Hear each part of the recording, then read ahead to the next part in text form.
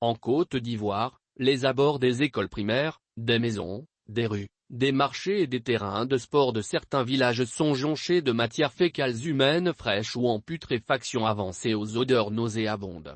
L'absence criante de latrines en milieu rural oblige les élèves et enfants à déféquer à l'air libre. Cette situation désagréable est facteur de risque pour la santé et le bien-être des populations. Une incursion dans l'indénié de Juablin pour s'en convaincre. À 3 km d'Ada, une bourgade située à proximité d'Abingourou, 210 km au nord-est d'Abidjan, dans l'indénié de Juablin se dresse un check-point des forces de l'ordre. Il est 9h00. Des usagers de la route échangent à gorge déployés près d'une grande poubelle où des enfants défèquent à ciel ouvert. En quelques minutes de marche, voilà le village. À l'entrée, des ordures ménagères sur lesquelles sont déposées des matières fécales humaines aux odeurs nauséabondes accueillent les visiteurs. En face, 4 enfants visiblement pressés contournent une église en courant. Le point final de cette course est le dépotoir public. Une fois sur les lieux, ils se débarrassent de leurs vêtements trempés de sueur et s'accroupissent pour déféquer sous un soleil de plomb. Chacun a en main un morceau de papier journal ou de tissu usé pour les besoins de la cause. Depuis notre arrivée ici, nous constatons que des enfants et grandes personnes viennent se soulager à cet endroit qui représente une latrine pour eux. Ils en profitent pour verser les déchets tels les excréments de moutons, de cabris, de lapins, etc. Au marché principal du village, dont les endroits publics, des gens urinent et défèquent, explique le pasteur du temple, Henri Apo. Pour lui, cette poubelle est quotidiennement visitée de jour comme de nuit par les enfants et les grandes personnes. Les enfants que vous avez vus courir, viennent régulièrement la journée se mettre à l'aise ici quand ils sont dans le besoin contrairement aux grandes personnes qui attendent la nuit pour s'y rendre, fait-il remarquer, occupé à balayer devant son temple. La place centrale du village n'est pas épargnée. Elle a son lot d'ordures, c'est pourquoi, la traversée de cet espace public par tout individu, l'oblige à se munir d'un mouchoir ou d'un cache-nez pour éviter les odeurs désagréables que propagent les excréments et toutes sortes de saletés.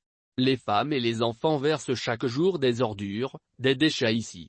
Or, cet endroit est l'espace public et central du village. Les jeunes, que nous sommes, venons ici tous les jours pour échanger. Malheureusement, les enfants viennent déféquer chaque jour. Et, cela rend cet espace irrespirable, invivable, se plaint le parent d'élève Samuel Kouassi, impuissant. Cette situation d'insalubrité en milieu rural préoccupe les villageois eux-mêmes qui n'en reviennent pas. C'est le cas de Dame Kwame Adjoa, commerçante et mère de famille, de noir vêtue. Trempée de sueur, elle a la voix cassée à force de crier pour tenter d'empêcher les enfants de déféquer en plein jour sur son terrain. Pour elle, les adeptes de la défécation en plein air savent les raisons qui militent en faveur de cette pratique tant décriée par les honnêtes citoyens.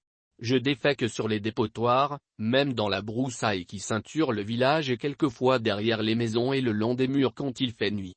Je ne peux pas en faire autrement. Car, nous n'avons pas de latrines modernes dans le village et les écoles, confie un adepte du phénomène, sous le couvert de l'anonymat. De son côté, Joseph Hano, instituteur à l'école primaire publique du village, justifie la défécation en plein air dans le village par l'absence de latrines, qui selon lui, oblige les enfants et parfois de grandes personnes à déféquer dans des endroits non appropriés. C'est dans la cour de l'école que les élèves urinent, souvent ils partent déféquer dans nos plantations de manioc, de légumes etc.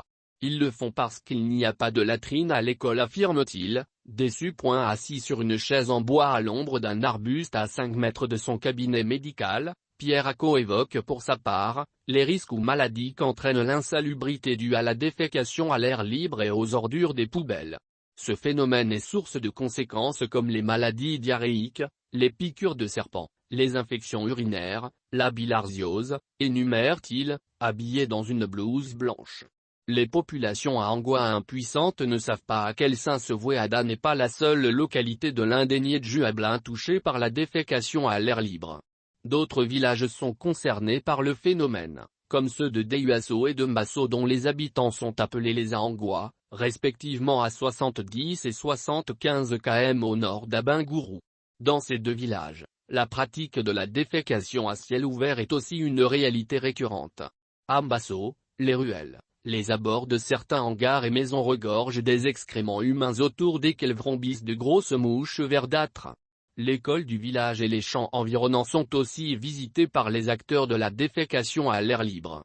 C'est vraiment dommage de voir dans une école où plusieurs enfants sont inscrits des excréments humains. S'il y avait des latrines ici, nous n'en serions pas là. C'est l'absence de toilettes qui entraîne cette pratique moyenâgeuse, dénonce amèrement Marcelin Adjobi, un instituteur du village.